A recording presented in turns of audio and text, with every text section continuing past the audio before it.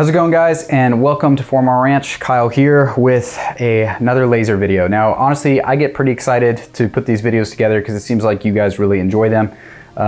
This one was requested. So this is the Penumbra by AMMJ. And what makes me excited about this, it is quite literally the most modular laser I've ever tested on the channel. You see it looks different than what you're used to seeing because not only does it have an optic mount on top, a mounting base on the bottom. So we have a Samsung Manufacturing Aimpoint T2 quick detach base. Bunch of cool stuff going on here. You can independently control the IR laser power and the Illuminator power independent of each other. Tons of things I like about this, clean Illuminator, etc. We're gonna get into all that, just trying to give you the bottom line up front. What is this? What makes it special for those that have ADD like me? If you wanna skip around, check the partitions below so you can skip to what you wanna see. I like to lean on data, so there's gonna be actual quantifiable test data so you guys can make an informed decision on if this is the right piece of gear for you or not. And that is what I'm all about as a mechanical engineer for my day job. I like to lean on actual science, data, analytics, not just an echo chamber of regurgitated opinions like you see in most places of the internet. So if you appreciate that, I ask you to consider subscribing. The more subs we get on the channel, the bigger and better projects we can put together for you. Speaking of which, gotta give a shout out to the current channel sponsors, Warhammer Armament, being a huge partner to the channel right now, helping us with some of those bigger and better projects that I'm currently filming in the background right now. Excited to share those with you. Another supporter is actually Optics Planet. Optics Planet is also sending us some cool things, cool toys to test and share with you guys on the channel in the near future. They also have a discount code for MRR, which will save you 7% off on their site. So huge shout out to the sponsors of the channel, making things like this possible. Now, speaking of making things like this possible, you guys actually requested this. So if I get enough comments requesting something you really want to see, I'll try to make it happen. This is one of those cases. AMMJ was willing to actually send this my way when enough of you guys requested it. So huge shout out to them. So full disclosure on that note, they did send it my way. They also helped me out with some ammo to help with the reliability testing of this. And they took it a step further with discount code 4MR5. So you guys will actually save 5% off on this if you decide it's right for you. Full disclosure, that is my relationship with AMMJ. So thanks to them for making this video possible as well. But back to the Penumbra and what makes it so special. We'll start from the base and work our way up. You see here is the Samsung Manufacturing Aimpoint T2 quick detach mount, which is a huge perk because this laser, being the size of pretty close to a deck of cards, has a T2 compatible mounting point. So this thing out of the box comes with something that'll make it mount similar to a standard laser like a PEC 15 hugged close to your rail. But if you opt to put it on a riser like this, then that's where, skipping to the top now, an RMR compatible optic can mount. So now you can run this as an all-in-one optic laser, all that. In a smaller package, it's gonna save you weight, it's gonna save you footprint on your rig, which is awesome, which is one of the things I really like about it. But kind of working our way back down, you can independently control the Illuminator and laser power. So a lot of times you're stuck with dual high, and a lot of those times, you guys probably know what I'm talking about. If you're stuck in this boat, the aiming laser is just too much for closer ranges when you may want the high illumination output, but then you're stuck with an overly powerful IR laser. Sometimes you can solve that problem with diffusers, which this thing also does have diffusers, so you can further optimize based on what you're trying to use it for, but you can independently dial the power for the laser and the Illuminator. Biggest thing about this that I like, because me, 95% of the time, I'm running this in Illuminator high. If I feel like the Illuminator has too much punch at whatever range, I'll just widen it. So now I'm seeing more with the same intensity, but I will leave the aiming laser on low, because if you're using modern generation 3 night vision, you really don't need a super strong laser. In fact, you're risking damaging your very expensive devices if you're using too strong of a laser. So if you're an average Joe like me, not needing to call in airstrikes, the civilian IR laser outputs are more than enough. Please trust me when I say that. But if you want a little bit more juice, this thing does have 3 different power settings. We'll also talk about the Illuminator a little bit more. It does, like I said, it diverges and converges, so you can adjust the pattern, but then there are 3 different power outputs like mentioned before. But then if you want to optimize or kind of make an even bigger matrix of settings, it does have the working diffuser. So you can make it more like a flood if you need to go wider at closer ranges than the Illuminator will allow. So very modular, once again, very appreciated. In terms of the thoughtfulness of the features, for example, even the Illuminator has a little built-in throw lever that's not so big that it'll snag, but when you're playing with things in the pitch black of night, like this is probably intended for, you can actually feel it and it'll help you adjust it even better. But even if you have the coolest design, is it any good if it's not reliable? So let's briefly cover what I did for reliability testing. So first things first, when I get something like this out of the box, what I do is pattern the diodes. And when I say that, I mean I map where the visible laser is relative to the IR laser, because if I can see where it starts and it ends anywhere different than when it starts in terms of where those lasers actually aim and hit the paper that I mark, then that means components are shifting around. So whether the housing itself has started shifting or it's the diodes, it's not gonna hold zero because things are physically moving. So we got the pattern right out of the box, and then I patterned it again once we hit 500 rounds of 5.56 and just over 200 rounds of 9mm on a PCC, and I'm happy to report that the diodes didn't move. Now keep in mind there's a physical offset of where these diodes are physically, so you should expect a little bit of an offset vertically, but we got nothing in the horizontal, and the vertical offset was equidistant to where those diodes are actually placed in the housing. So good to go there. Now, I'll talk about zero retention because there was no issues. It's a very, very simple thing to do. At the beginning of a range day, I get zeroed at a known distance. I go plink around. I think I did this at approximately the round count of 350 rounds. If I'm wrong there, I'll annotate it differently. At the end of the range day, after getting things hot, and by hot I mean it's in the 120s, 130s, sometimes 140 degrees on the housing, when it's in that low clamp that comes with this thing, I make sure that the zero hasn't shifted, and it was good to go there. But it is Aimpoint T2 compatible. Like I said, currently mounted as a Samsung manufacturing quick detach mount. So your mileage may vary if you use an aftermarket mount. If you don't use a high quality one, then your zero or ability to retain zero is obviously going to be affected. But if you use a high quality mount like the Samsung manufacturing one that I really recommend, you're gonna be good to go there. So just keep that in mind if you're switching out mounts. But the included one, I did not have issues with when it comes to holding zero. So that is the good news. Now the last thing is kind of my own little test and metric, because I'm curious to see if there's quality hardware inside, but I did a brief tracking test. So all I do is I mount it again to a test bench where the laser is not physically moving, and we make 30 adjustments in the elevation, 30 in the windage, and then equal and opposite in the elevation and windage.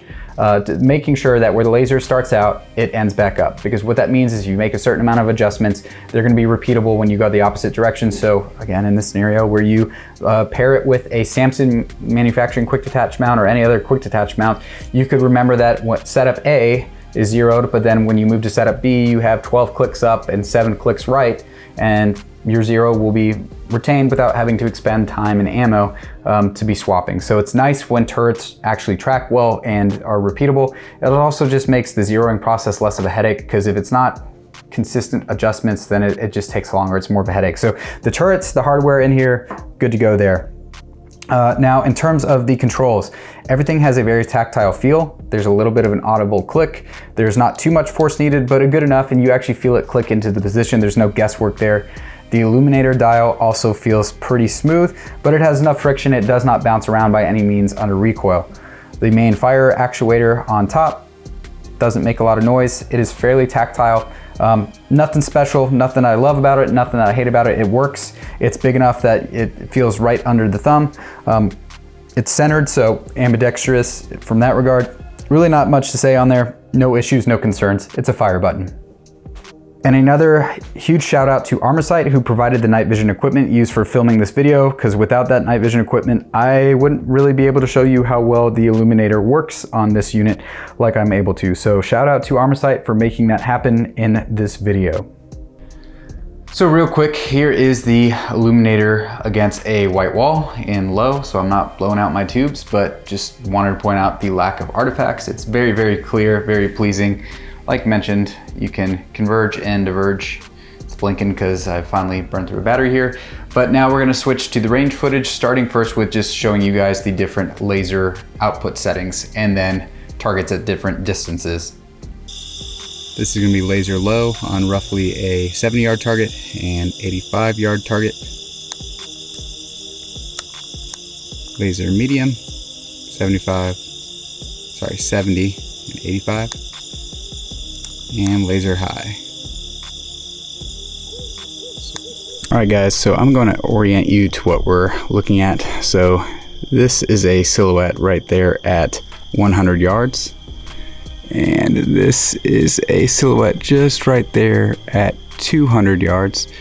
All these backstops, with the exception of this 100-yard cluster here, this one is a 4x8. That is a 4x8. This is 400 yards. That's a 4x8. 300 yards on the right, 4x8.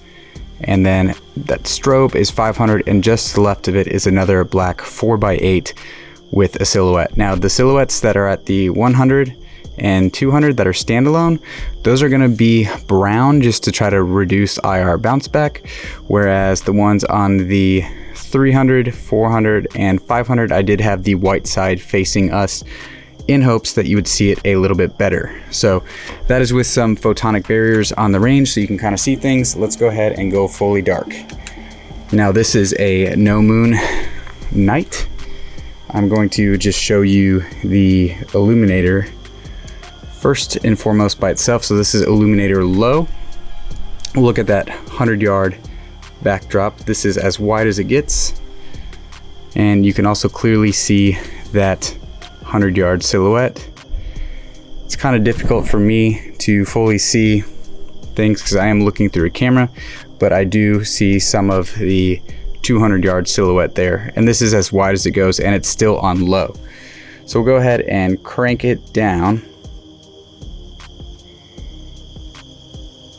and I'm definitely getting that 200-yard silhouette there, no problem. 100-yard is very, very bright. I can definitely even see the 400 and 500 yards. So 400 yard there on the left, 500 yard on the right, just to the left of that strobe, and the 300 yard region, no problem. So this is on Illuminator low. Now what I'll do is I'll widen it again all the way, and we'll go ahead and kick it up to medium. A lot more output right away on medium. I think it's actually even washing out the PVS 14 just a hair. So there you go. I'm actually able to see some of that light going all the way to the 400 and 500. Now let's go ahead and show you what happens if you narrow this on medium. You can absolutely illuminate all the way to the 500 yards. So those trees that you see there, those are actually going to be 550 to 600 yards depending on the angle. So this Illuminator doesn't leave much to be desired by any means. So I'm going to go ahead and widen it all the way. And hopefully you can also tell it's pretty clean. We're gonna go ahead and switch to Illuminator high. So here is high, and again, fully wide. There's a little bit of spill around the Illuminator, so make note of that. Because of that, I think we might be auto gating these tubes a little bit, because I feel like I'm seeing the 400 and 500 yard just a little less than before. But that's the beauty of being able to narrow, is I can absolutely make out the 400 yard backstop and the 500 yard backstop. I can even see the white of the silhouettes on those. And that's me looking through a camera. You guys that would be seeing this firsthand, looking through night vision devices, would see this so much better. You can absolutely clearly see that white silhouette at the 300, and that standalone that's in the center of that Illuminator right now, not a problem. So now I will show you the laser, which, bear with me, I understand for those of you with OCD, it is not perfectly centered, but this is laser low with Illuminator high, which is how I personally would prefer to run it. I don't like the ultra high powered lasers, but this has 3 power settings for your laser, so completely usable. Honestly, even that Illuminator high, this is Illuminator medium, a little bit more usable at these closer ranges. I'm going to switch back to Illuminator high, and I'm going to just give you a quick view of the Illuminator with the diffuser on. And I'd say I'm getting flood to just about the 100 yard, not a whole lot of contribution. Now keep in mind, this is no moon at all. So would there be photonic barriers on the range? I don't think you would see this on that 100 yard backstop. So this would definitely be more of a kind of a CQB thing. That is a 50 yard backstop there. And I'm getting a little bit of that Illuminator hitting there. So there you have it. Now for one quick additional benchmark, that is the D-Ball D2, people's favorite civilian powered laser. Let me just switch to Illuminator only, make sure I'm in Illuminator high, try to match the beam size as close as I can so we can compare output. So D-Ball D2 on the left versus the Penumbra on the right. Honestly, to my eye, looking through camera, looks pretty darn close. That is as narrow as the D2 gets, but keep in mind the Penumbra can get even more narrow, so you're gonna get more intensity if needed. It also gets pretty darn wide as well, but just kind of, I'm comparing outputs for you guys. So just very briefly, not trying to make this a very drawn out video, trying to get straight to the point for you. There's the D-Ball D2 at the 500 yard range versus the Penumbra. Now, although it's not a totally fair comparison because this is technically a full power laser against a civilian laser, here is the Laser Speed M6TR against the Penumbra. Try to get these illuminators to roughly the same size for as one-to-one as I can get you. Bear with me doing this with the only two hands I got, while also trying to juggle a camera and keep it moving to where I don't burn anything into my night vision. So Laser Speed M6TR versus the Penumbra. So a full power. This is the Penumbra. This is the Laser Speed. Penumbra. Laser Speed. Looking at the 100 yard targets. Pretty similar to my eye. So pretty impressive. Just trying to give you a couple baseline points to compare. So here's the Surefire M600V, lots of flood, versus the Penumbra. Go wide on the Penumbra since the Scout is more of a flood, so there's the Penumbra versus the Scout. Penumbra, Scout. So hope that is helpful to you guys. Just wanted to let you see that. Okay, so for those that are interested in my opinions particularly, just know that this is gonna be more my thoughts. Even though I told you in the beginning I don't like to rely on opinions, this is coming from a guy who's now, this is I think the 33rd or 34th different type of laser aiming device that I've got to play with, so I kind of have a good feel of the different features and perks from unit to unit. This one is definitely probably within the top 5, and I'm not just saying that. I really like it because of how modular it is and how useful it is. So when I was testing it, I took a group of people out on a hog hunt, and they were using thermal scopes. I was kind of their guide, trying to navigate in the darkness of the night, wearing nods, and they had popped some shots at a group of hogs. Thought the hunt was over, but one of them that had been just kind of winged came around, was pissed off, and was about to give them a really bad night. And thankfully, the Penumbra allowing me to not only illuminate this hog and kind of keep tabs on it, as it got to about 50 yards away, and I realized like, oh, he's not about to give them a hug. One quick shot using the IR laser pointed at the dome took care of that, what I estimate to be a little over 200-pound male boar. Wish I had the mission recorder on. Again, I was just trying to be a hunting guide, so I didn't have it on. I won't make that mistake again. I can only show you the photo after the fact, but when I personally relied on this, when people's health and safety were potentially on the line, the Penumbra came through, held zero, helped me identify the threat and take care of the threat. Beyond that, you know, I've just been plinking around with it, and I really like the feature set. Like I mentioned in the beginning of the video, the fact that I can dial the illuminator and laser independent of each other has been phenomenal. And for those of you guys that are worried about the civilian output, you know, with the VCSEL illuminator, like what the Penumbra has, you really get more out of it than you think. I had zero issue seeing tree lines to 500, 600-ish yards. And this is with quality Generation 3 night vision. So for those of you guys trying to run like Jerry 31s or something, I don't know, because I haven't run it with that. But with Gen 3 tubes, this thing has been great. Did not leave anything to be desired in terms of illumination power. Keep in mind that if something is so far away, we're talking 800 yards, even though you can illuminate it, you might see some motion. I don't think you can PID something. Of course, more output is better as a general rule of thumb. Point being, I just don't want you guys to think this thing is underpowered, even with the meterings that I provided. This thing worked very, very well in terms of illumination. Now, obviously, I would be lying if I told you that this unit is perfect, because there's no such thing as perfect. However, there are not many things that I had to complain. We'll start with the only quote-unquote failure, and that is going to be this little battery door that you see here, which is just kind of freely flapping right now. It was retained by a secondary little magnet that was in the flap, but since I got things hot, and actually it was the one on the body that fell out, but because I got things so hot while actually using it and testing it for you guys, the adhesive, I'm guessing, just kind of loosened up and let that little magnet go. And so now this thing just kind of flaps rather than magnetically clasping back down. So I do know that I brought that to their attention, and they are actively actually working on a improvement for that. But that is the one thing that I experienced, that I guess the only thing that fell apart, so to speak, on this unit. Now, the other kind of nuanced thing is, here is the OEM mount, and you can see that these are the kind of hex head style hardware. Forgive me for lack of proper terminology there, but this kind of stuff with the really small Allen keys is easy to strip. Someone like me who's going to be moving this unit around reasonably often, because I like it enough to want to bounce it around, especially now that I got the QD mount set up.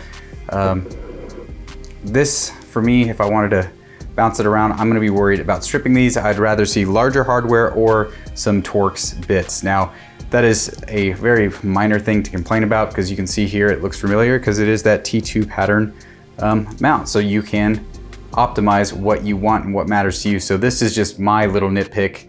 I'd like to see these potentially improved over time, but that's me just complaining at that point.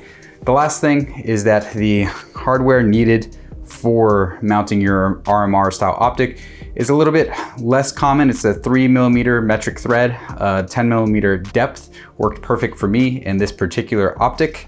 I do want to point out that 3mm thread pitch is what's needed for the T2 style mounts. So I think it makes sense to stay consistent. I would like to see AMMJ include some hardware for your RMR footprint optics. It was not included, so I had to hunt them down after figuring out what the thread pitch was.